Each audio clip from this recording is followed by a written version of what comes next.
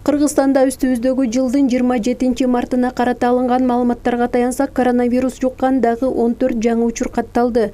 Алардын 7 Ош, 7 Жалал Абад облусунда. Бул тууралуу Саламаттыкты сактоо министрлигинин өкүлү Айнура Акматова онлайн брифингде билдирди. Жаңы вирус жуккан 14 адамдын 10-у аял, калган 4-өө эркек. Жаш өзгөчөлүгү боюнча эң кичүүсү 1, эң улуусу 68 жашта. Алардын 5-өө Сауд Арабиясына кичи ажылыкка барып келгендер, 9-у мурда катталгандар менен мамиледе болгондор. 18 марттан 26 мартка чейин Кыргызстанда коронавирус жуккан 44 адам, алардын 6-өө жандандыруу бөлүмүндө экени айтылган. Ошентип 27 мартка карата илдет жуккандардын саны 58 болду.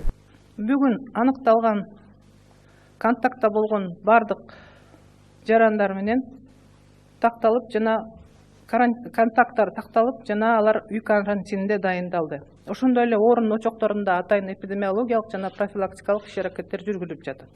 Илдетке чалдыккандардын 27-си Жалал Абад облусунда, Ош облусунда 26, Бишкек шаарында 4, Баткен облусунда 1 адам. Айнура Акматованын ушул эле онлайн брифингде билдиргенине караганда, коронавирус жуктургандардын жалпы абалы туруктуу, жандандыруу бөлүмүнө жаткырылгандар жалпы палаталарга которулушту. Аныкталган 58 оорулуулардын абалдары туруктуу деп айтсак болот. Буга чейинки аныкталгандардын 6-оосу жандандыруу реанимация бөлүмүндө абалдары жакшыргандыгына байланыштуу жөнөкөй палаталарга которулду.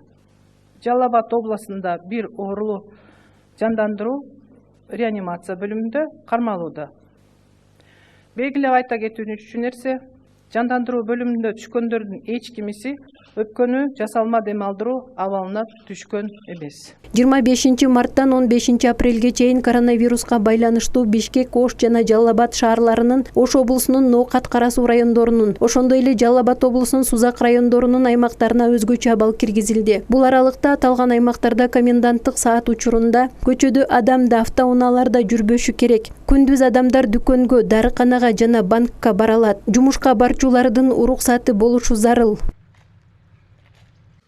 Ал эми Баткен облусундагы бул илдетке чалдыккан бейтаптын абалы канааттандырарлык. Анын жакындарынын баары дарыгерлердин атайын текшерүүсүнөн өтүп көзөмөлдө.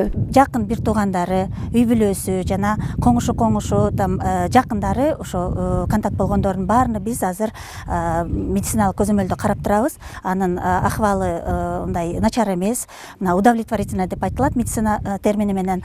Анан жана буларды карап жаткан врачтарыбыз өзүнүн 14 күндүк эле ушул жерде больницада бирге бул бейтаптар менен бирге болот.